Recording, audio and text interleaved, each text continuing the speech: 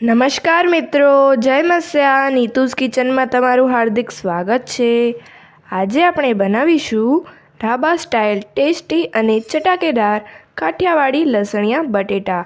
તો એકદમ તીખા, ટેસ્ટી અને ચટાકેદાર આ કાઠિયાવાડી લસણિયા બટેટા આજે આપણે એકદમ કાઠિયાવાડી સ્ટાઇલથી તીખા સૂકા લસણની ચટણી બનાવીશું. અને આ લસણિયા બટેટાનો સ્વાદ એટલો સરસ લાગશે કે તમે એકવાર બનાવશો તો તમને વારંવાર બનાવવાનું મન થશે. તમે આ બટેટા તળેલા ભૂંગળા સાથે તો ખાઈ શકો છો, પણ એ સિવાય તમે આ બટેટા બાજરીના રોટલા, પૂરી કે પછી પરાઠા સાથે પણ ખાઈ શકો છો. તો ચાલો ઝટપટ બની જતા લસણિયા બટેટાની રેસીપીને શરૂ કરીએ. તો સૌથી પહેલાં આપણે સામગ્રી જોઈ લઈશું. સામગ્રીમાં મેં 500 ગ્રામ જેટલા બટેટા લીધા છે, જેને આપણે ઝીણી બટેટી પણ કહી શકીએ છીએ. અડધી વાટકી જેટલું સૂકું લસણ લીધું છે અને 2 ટામેટાની પેસ્ટ લીધી છે. 1 ચમચી જેટલું ધાણા જીરું પાવડર લીધો છે અને 2 ચમચી જેટલું લાલ મરચું પાવડર લીધો છે, જેમાં મેં 1 ચમચી તીખો લાલ મરચું પાવડર અને 1 ચમચી કાશ્મીરી લાલ મરચું પાવડર બંનેને મિક્સ કરીને લીધું છે, જેથી કરીને બટેટાનો કલર અને ટેસ્ટ ખૂબ જ સરસ આવશે. 1 ચમચી જેટલો ચાટ મસાલો લીધો છે. તમે ચાટ મસાલાની સિવાય સુરતી જીરાળું પણ લઈ શકો છો. અડધી ચમચી જેટલી હળદર લીધી છે અને અડધી ચમચી જેટલી હિંગ લીધી છે. વઘાર માટે 1 ચમચી જેટલું જીરું લીધું છે અને થોડા લીલા ધાણા લીધા છે. આટલી સામગ્રી આપણે લસણિયા બટેટા બનાવવામાં જોઈશે. હવે આપણે બટેટાને બાફી લઈશું, જેના માટે મેં અહીંયા એક કુકર લીધું છે. એમાં આપણે બટેટાને એડ કરી દઈશું. બટેટા ડૂબે એટલું આપણે એમાં પાણી એડ કરી દઈશું અને કુકરની અંદર આપણે એક લીંબુનો ટુકડો એડ કરી દઈશું, જેથી કરીને આપણું કુકર કાળું ના પડી જાય. હવે બટેટામાં અંદર સુધી મીઠાનો સ્વાદ આવે એના માટે આપણે 1 ચમચી જેટલું મીઠું એડ કરી દઈશું અને એને સરસ રીતે મિક્સ કરી લઈશું અને કુકરનું ઢાંકણું બંધ કરી દઈશું અને એને ગેસ ઉપર રાખી દઈશું 3 થી 4 વિસલ થાય ત્યાં સુધી. હવે બટેટા બફાય ત્યાં સુધી આપણે સૂકા લસણની ચટણી બનાવી લઈશું, જેના માટે ખાંડણીમાં આપણે પહેલાં સૂકું લસણ એડ કરી દઈશું અને હવે લાલ મરચું પાવડર એડ કરીશું.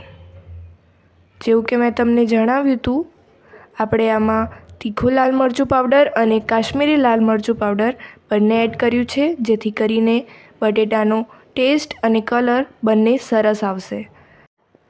મિત્રો, લસણની ચટણીને આપણે મિક્સરમાં ક્રશ નથી કરવાની, એને ખાંડણીમાં ખાંડી લેવાની છે, તો જ એનો ટેસ્ટ સરસ આવશે. તમે જોઈ શકો છો, અહીંયા મેં લસણની ચટણી વાટીને તૈયાર કરી લીધી છે. હવે આપણે એને મિક્સિંગ બાઉલમાં એડ કરી દઈશું.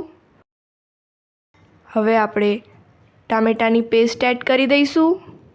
ટામેટાની પેસ્ટ એડ કર્યા પછી આપણે એમાં અડધી ચમચી જેટલી હળદર એડ કરી દઈશું અને 1 ચમચી જેટલું ધાણા જીરું પાવડર એડ કરી દઈશું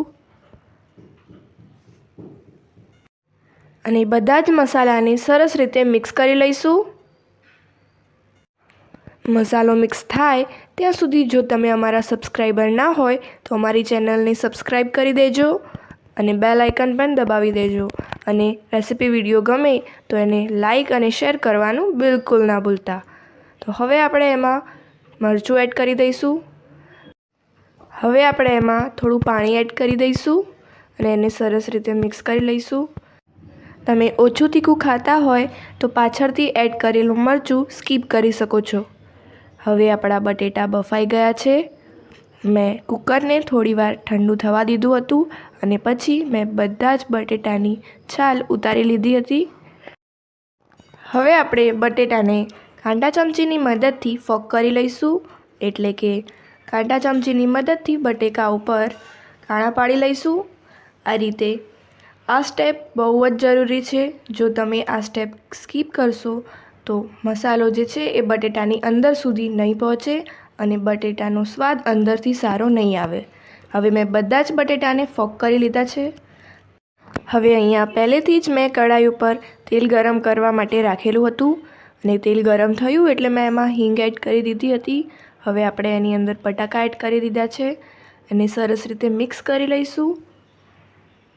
અને હવે આપણે એમાં ચાટ મસાલો એડ કરી દઈશું। તમે ચાટ મસાલાની જગ્યાએ જો સુરતી જીરાળું એડ કરશો તો એનો ટેસ્ટ ખૂબ જ સરસ આવશે, પણ મારી પાસે સુરતી જીરાળું ના હોવાના કારણે મેં અહીંયા ચાટ મસાલો એડ કર્યો છે।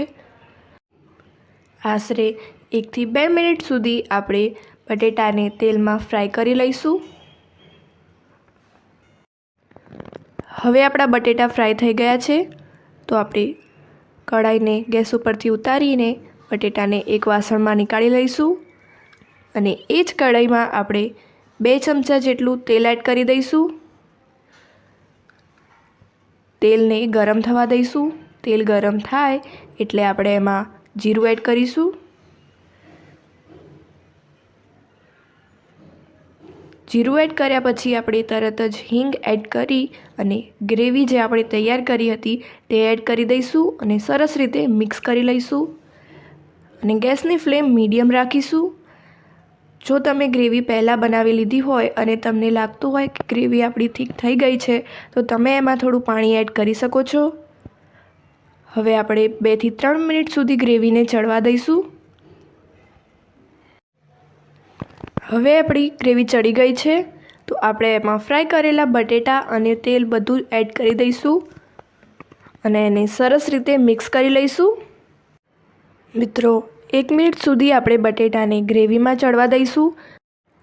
મિત્રો જ્યારે તમે પિકનિક ઉપર જાઓ ત્યારે તમે આ લસણિયા બટેટા, ભૂંગળા બટેટા કે પૂરી બટેટા, પરાઠા બટેટા પિકનિકમાં સાથે લઈ જઈ શકો છો। મિત્રો અહીંયા આપણે પાણી એડ નહોતું કર્યું। હવે આશરે 1-8 મિનિટ થવા આવી છે તો હવે આપણે એની અંદર પાણી એડ કરી દઈશું અને એને મિક્સ કરી લઈશું અને આ સ્ટેજ ઉપર પણ આપણે ગેસની ફ્લેમ મીડિયમ જ રાખવાની છે। હવે આશરે 1 થી 2 મિનિટ સુધી આપણે એને ચડવા દઈશું। ગેસની ફ્લેમ મીડિયમ રાખીશું અને એનું ઢાંકણ ઢાંકી દઈશું। હવે 2 મિનિટ પછી આપણે ઢાંકણ ખોલી અને ચેક કરી લઈશું। મિત્રો તમે જોઈ શકો છો આપણા બટેટા સરસ રીતે ચડી ગયા છે અને ઉપર તેલ પણ છૂટું પડવા લાગ્યું છે।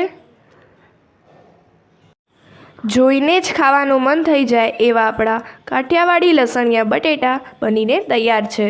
તો હવે આપણે ગેસની ફ્લેમ ઓફ કરી દઈશું અને એને લીલા ધાણા વડે ગાર્નિશ કરી લઈશું। લીલા ધાણા વડે ગાર્નિશ કર્યા પછી આપણે એને સર્વિંગ બાઉલમાં સર્વ કરી લેવાના છે। મિત્રો જેવું કે મેં તમને આગળ વિડીયોમાં જણાવ્યું કે તમે આ બટેટા તળેલા ભૂંગળા સાથે તો ખાઈ શકો છો, પણ એ સિવાય તમે આ બટેટા બાજરીના રોટલા, પૂરી કે પછી પરાઠા સાથે પણ ખાઈ શકો છો। તો મિત્રો આ સાથે મારો આજનો આ વિડીયો પસંદ આવ્યો હોય તો મારા રેસીપી વિડીયોને વધુમાં વધુ શેર, લાઈક કરજો અને મારી ચેનલને સબસ્ક્રાઈબ કરી બેલ આઇકન દબાવવાનું ના ભૂલતા, જેથી કરીને મારા આવનારા તમામ વિડીયોનું નોટિફિકેશન તમને મળતું રહે। મિત્રો તમારા સપોર્ટની મને ખૂબ જ જરૂર છે, તો આ વિડીયો વધુમાં વધુ શેર કરવા તમને મારી વિનંતી છે। અને હા મિત્રો, તમે લસણિયા બટેટા કઈ રીતે બનાવો છો તે પણ મને કોમેન્ટ બોક્સમાં જરૂરથી જણાવજો। તો મિત્રો તમે પણ આ રેસીપી ઘરે ચોક્કસથી ટ્રાય કરજો। આ લસણિયા બટેટા ખાધા પછી તમારા ઘરના સભ્યો શું કોમેન્ટ આપે છે તે પણ મને કોમેન્ટ બોક્સમાં જરૂરથી જણાવજો। તો મિત્રો આવજો।